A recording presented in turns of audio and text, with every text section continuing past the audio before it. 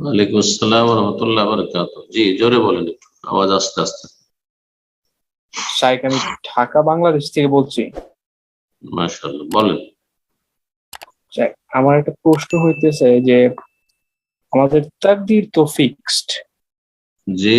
আমাদের আমাদের যে তাকদীর তাকদীর তো ফিক্সড। হুম। তো আমার জানা মতে কেউ একজন আছে যারা মানে যে বদনজর বা বিভিন্ন কালা জাদু করে থাকে। হুম।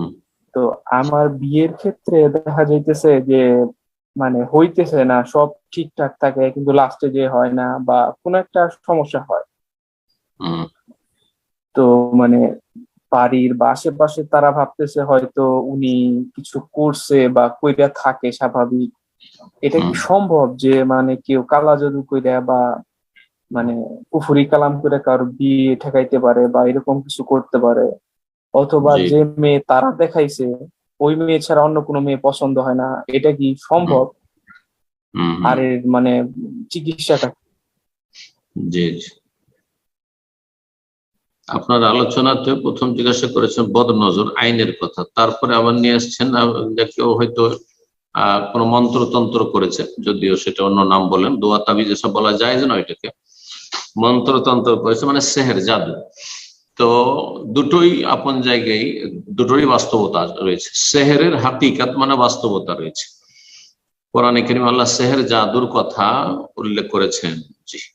ওমা কাফারা সুলাইমান ওয়ালাকিন্নাশ শায়াতিন কাফারু ইউআল্লিমুনা আন-নাস আস-সিহর। তো জাদুর বাস্তবতা হাকিকাত রয়েছে। কেউ যদি অস্বীকার করে সে কোরআন অস্বীকার করল, মুখাজ্জিবুল কোরআন। সেটি কারণ বিভিন্ন অনিষ্টের কারণ হতে পারে, কারণ হিসাবে সব আল্লাহর ইচ্ছে, আল্লাহর ইচ্ছায় কিন্তু বিভিন্ন কারণ রয়েছে। যেমন একটা লোক রাস্তা দিয়ে পার পার হয়ে যাচ্ছিল আর গাড়ি দুর্ঘটনায় মারা গেল, তো বলবেন না যে তকদিরের উল্টো হয়ে এইটাই তার তকদিরে ছিল। ওই রকমের সেহের কাউকে জাদু করা হয়েছে, সেটাও তার তকদিরে ছিল, আপনি তো জানেন না। আল্লাহ রাব্বুল সব জানছেন, রব্বুল আলামিন সব জানছেন। আল্লাহর ইলম, ইলমুল্লাহ, তকদিরের একটি স্তর হচ্ছে ইলমুল্লাহিল ওয়াসি। আল্লাহ রাব্বুল সব জানছেন, আল্লাহ রাব্বুল আলামিন। এমনকি আল্লাহ লিখেও রেখেছেন, কিতাবাতুল্লাহ, আল্লাহ লিখে রেখেছেন। আল্লাহর ইচ্ছা মাশিয়াতুল্লাহ, আল্লাহর ইচ্ছার বিরুদ্ধে হয়নি। জি। আল্লাহ পরক নয় যে আল্লাহর ইচ্ছার বিরুদ্ধে হচ্ছে। জি। আর একটা হচ্ছে খালকুল্লাহ, আল্লাহ সৃষ্টি করেন সবকিছু, তার যে প্রতিক্রিয়া প্রতিফলন সেটা আল্লাহ সৃষ্টি করেন। এগুলো হচ্ছে চারটি স্তর তকদিরের, সব আপন জায়গায় ঠিক আছে। আর এগুলি কারণ, বদনজর লাগা হচ্ছে একটা কারণ ক্ষতিগ্রস্ত হওয়ার। আল আইন হক, নবী সাল্লাল্লাহু আলাইহি ওয়াসাল্লাম বলছেন যে আইন, বদনজর লাগা, কারণ নজর লেগে যাওয়া, কুদৃষ্টি পড়া হচ্ছে সত্য।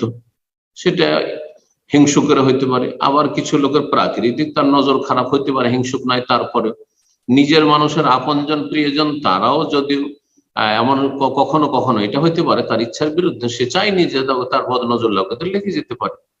এই জন্য ভালো জিনিসকে লুকিয়ে রাখতে বলা হয়েছে, অথবা ভালো কিছু যদি বাইরে নিয়ে যান অথবা প্রকাশ পায় তাহলে সেই ক্ষেত্রে দোয়া পড়তে হবে। আত্মরক্ষার জন্য দোয়া পড়ার কথা শিখিয়েছেন নবী সাল্লাল্লাহু আলাইহি ওয়াসাল্লাম। জি। তো আপন জায়গায় তকদিরও ঠিক আছে। আর কাউকে আপনার জাদুতে আক্রান্ত হওয়া সেটাও মিন কাদারিল্লাহ। আর কাউকে বদনজর লাগে সেটাও মিন কাদারিল্লাহ। জি। ওমর রাদিয়াল্লাহু তাআলা আনহু যাচ্ছিলেন শাম দেশে, আর শুনতে পেলেন রাস্তাতে কাছাকাছি চলে গেছেন, তারপরে ফিরে চলে আসে রাস্তা থেকে। তো আবু উবাইদা ইবনে জাররাহ রাদিয়াল্লাহু তাআলা আনহু, আশরা মুবাশশার অন্যতম সাহাবী, প্রখ্যাত সাহাবী, তিনি বলছেন আতাফিরু মিন কাদারিল্লাহ ইয়া উমর, হে উমর, আল্লাহর তকদির থেকে পালাচ্ছেন আপনি? হ্যাঁ।